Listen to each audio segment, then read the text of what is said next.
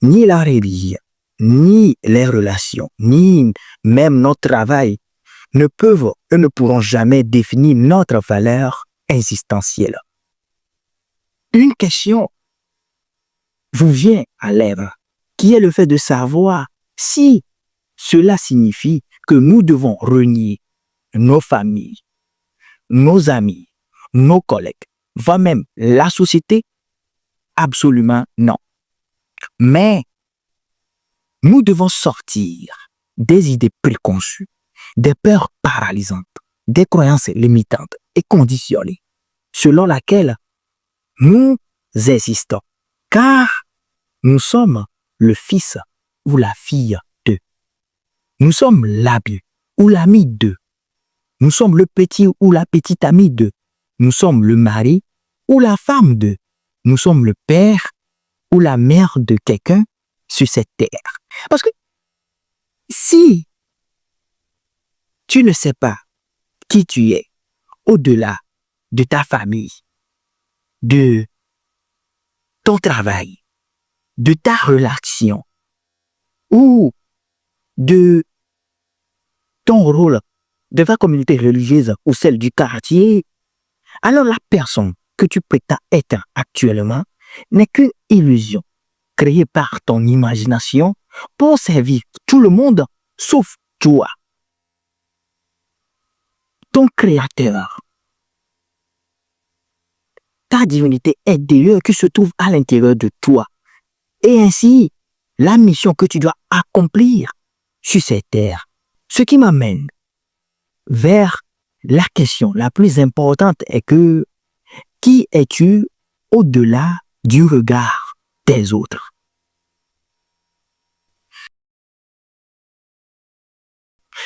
Nous devons tous garder en tête que si nous ne prenons pas le temps de définir, ou plutôt de connaître qui nous sommes réellement, le monde décidera pour nous.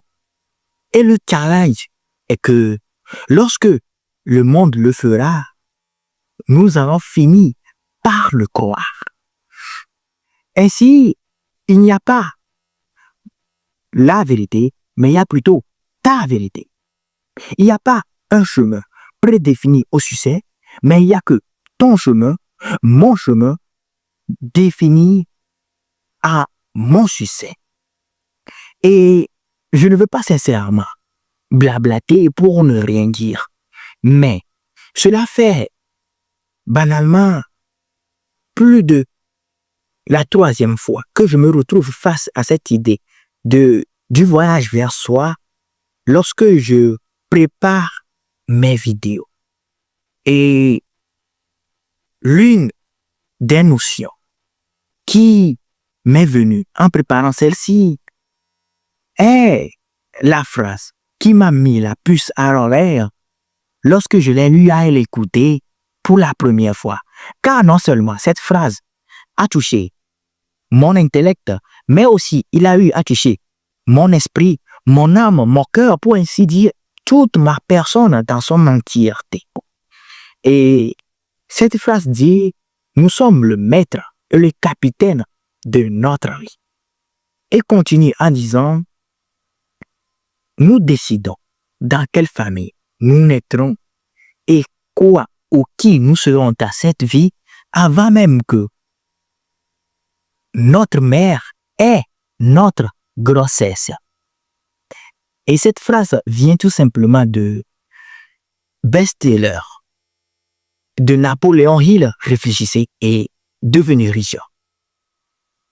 Lorsque j'ai eu à écouter cette phrase pour la première fois, je n'ai pas vraiment eu à y prêter attention. Mais comme je l'ai dit, mon âme, mon cœur et mon esprit ont eu à l'intégrer à ma place. Ainsi, ils ont eu à me guider à travers des expériences de la vie où, arrivé à un moment, j'ai eu à me demander qui est-ce qui je suis réellement? Qu'est-ce que je veux réellement dans la vie? Où est-ce que je veux aller dans la vie? Et quel chemin peut m'y amener. Car la vérité est que nous tous, en venant au monde, nous avons une mission bien définie que nous devons accomplir avant de partir. Et si nous n'arrivons pas à le faire, nous deviendrons juste l'ombre de notre propre personne. Et l'un des meilleurs moyens que j'ai eu à me lancer dans ce voyage, c'est le questionnement. En une seule phrase, soyez curieux.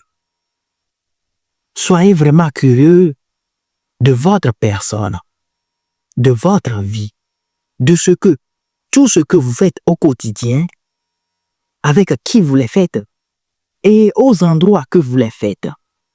Parce que la curiosité conduit à la passion. Et la passion se traduit tout simplement par l'amour de ce que l'on fait ou de qui l'on devient.